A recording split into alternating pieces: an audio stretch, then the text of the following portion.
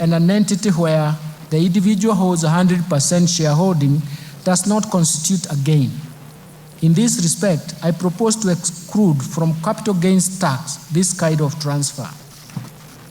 Mr. Speaker, the digital services tax was introduced to prevent tax-based erosion occasioned by migration of traditional businesses from physical shops to online platform that is not feasible by the Commissioner of Tax by the Commissioner for Tax purposes.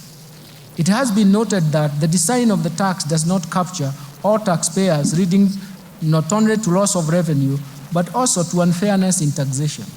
For this reason, and in line with international best practice, I propose to amend the Income Tax Act to replace the digital service tax with the significant economic presence tax. Mr. Speaker, to expand the tax base and make our country self-reliant, I propose to introduce an annual motor vehicle tax at the rate of 2.5%, the value of the vehicle, subject to minimum amount of Kenya shillings 5,000. Mr. Speaker, let me now turn to gains. There are substantial gains for Kenyans. Mr. Speaker, currently the tax-free amount on subsistence allowance paid to employees in the private sector for a period spent outside the usual place of work while on official duties is capped at Kenya shillings 2,000 per day. This is quite low considering the inflation that has occurred over the years. To cushion employees in the private sector from high cost of living, I propose to review the threshold to an amount not exceeding 5% of the employee's monthly gross earnings. Second, Mr. Speaker, the affordable housing levy and pay as you earn are calculated from the same base, leading to double taxation. To address this, I propose to make the housing levy deductible expense. This means that there is a tax savings for Kenyans and therefore affording Kenyans more money in the pocket.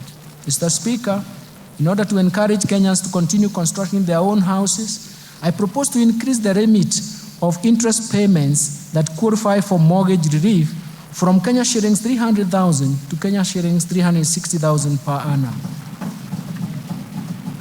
Let me turn now, Mr. Speaker, to amendments to the value-added tax. Mr. Speaker, I will now highlight the amendments of the value-added tax.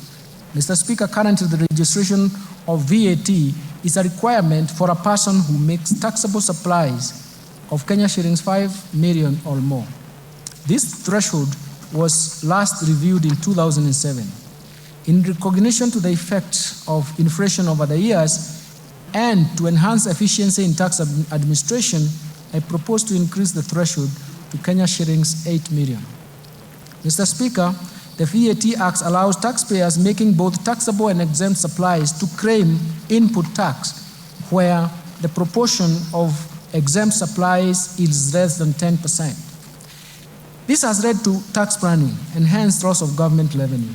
To address this, I have proposed the removal of the threshold so that only the input tax relating to taxable supplies are deductible.